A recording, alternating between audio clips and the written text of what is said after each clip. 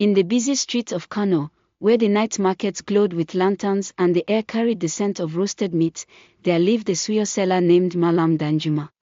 His stall stood at the corner of Sabon Gari, a simple wooden table with an iron grill, a sack of peppered yoji, and a fire that never seemed to die.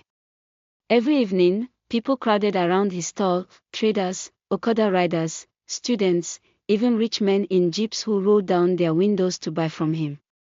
His suya was unlike any other.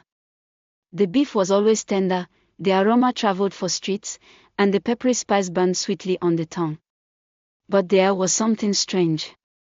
No matter how many people came, the meat never finished. Even when the cows in the slaughterhouse were scarce, Danjuma's skewers never ran out. And unlike other sellers, no one ever saw him preparing or cutting the meat. The stick simply appeared, sizzling on his fire, ready to serve. People began to whisper, "Wallahi, his suya is not ordinary. Maybe he uses juju. Or maybe the jinn are helping him." Still, nobody stopped buying. The meat was too delicious, and hunger does not question mystery when the suya melts on the tongue. The poor drummer. One night, a young man named Bello came to Danjuma's store. Bello was a drummer who played at weddings, but times were hard, and he had not eaten all day. His clothes were torn, and he clutched only a few coins. He stood at the edge of the crowd, watching people lick pepper from their fingers as they chewed the juicy suya. The smell tormented him until his stomach roared like a talking drum. Mallam Danjuma looked up and caught his eyes.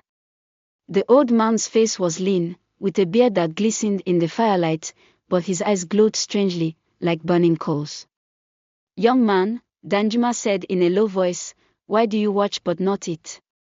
Bello stammered. "Mallam, I only have 20 naira. It is not enough." Danjuma studied him quietly, then pulled out a long skewer, the beef glistening with oil and yoji. He handed it to Bello. "Eat. Pay later, if Allah wills." The crowd murmured. Nobody had ever seen Danjuma give suya for free. But Bello grabbed it and ate greedily, tears of relief rolling down his face. The meat was so tender it almost melted before he chewed.